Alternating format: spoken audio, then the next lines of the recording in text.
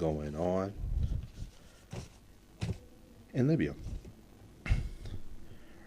Ruin and rebuild.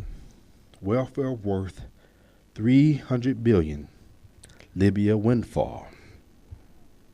Libya has big plans for its post-war future, hoping to be reborn as the next Dubin and having all the necessary sun and beaches with oil reserves aplenty.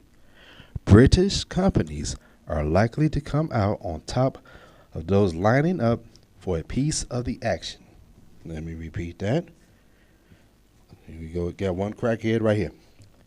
British companies are likely to come out on top of those lining up for a piece of the action of gaining Libya's resources. Here's another crackhead.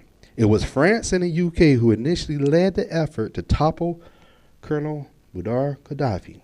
Britain, together with France, sent their navy and fighter jets to establish a sea blockade and assault military targets on Libyan territory.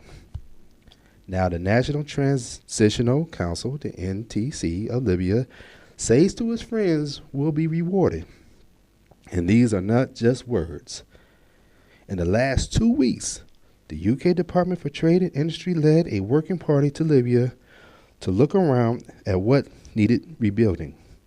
The British government department estimates that Libyan contracts in sectors from oil and gas to education and construction can be worth some 315 billion over the next decade. Wow. Oil firms Shell and BP have already held talks with the Libyan transitional government, which pledged to honor Gaddafi's era contracts with them.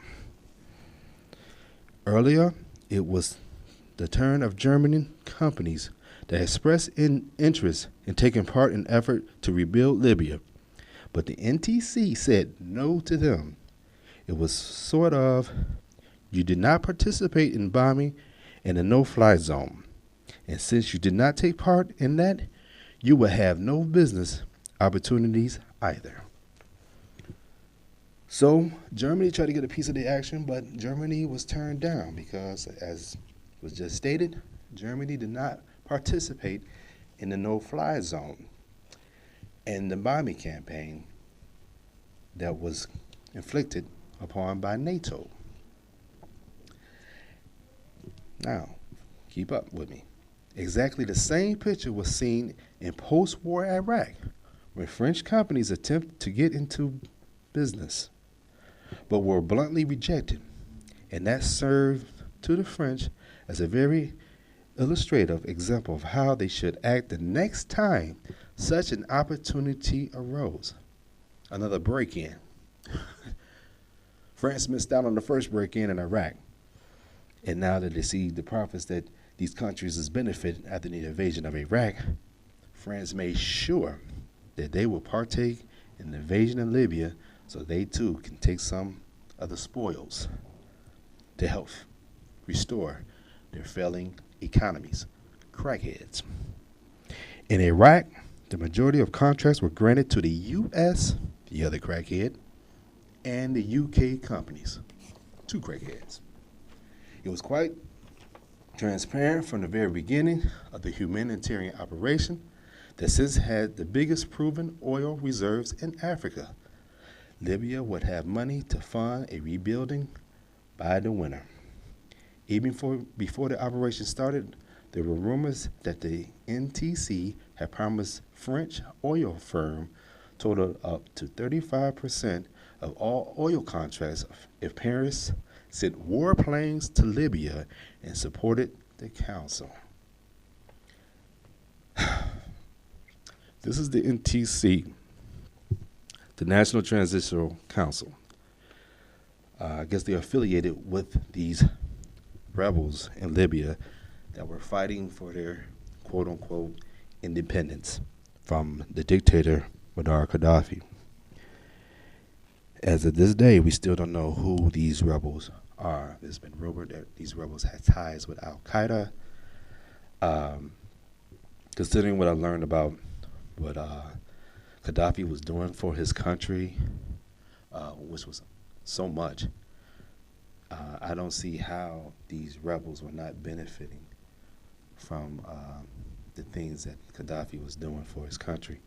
So if they weren't able to partake in the free education, the free health, um, the resources to start their own farms, um, money that was given to newlywed couples once being married, I can only assume that these rebels were maybe ex-felons, something like the ex-felons are treated here in the United States. We have so much to offer, but yet it's our ex-felons who recently comes out of the prison institutions that cannot reap the rewards of the things that America here has to offer.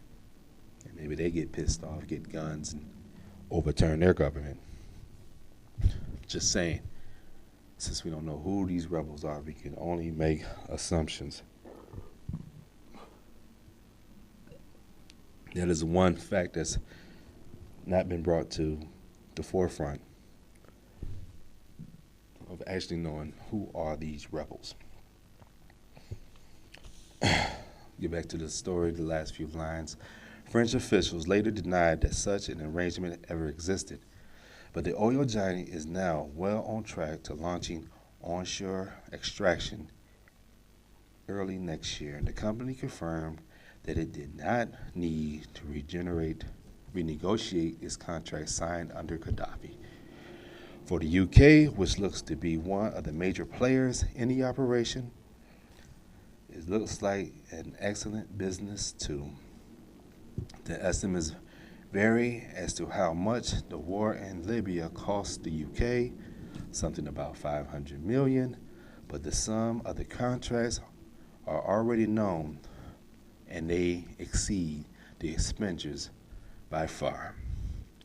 With hundreds of billions of dollars in contracts up for grabs, Libya's bombardments look like an excellent investment from any perspective, with the exception of those who count in the moral cost of thousands of Libyans killed in the bloody civil war with NATO's direct support.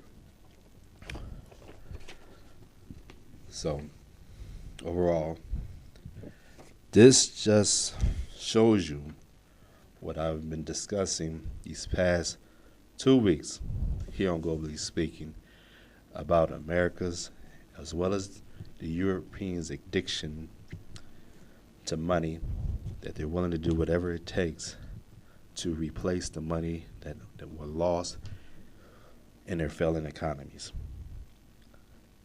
We have Occupy Wall Street, and we also have protests going on over there in Europe. People are fighting for the loss of their pensions, loss of their jobs. They're fighting to keep their unions intact. And they're just fighting to restore homes that were taken during this transition. So it's out there, people. This is what's going on. This is exactly what's going on.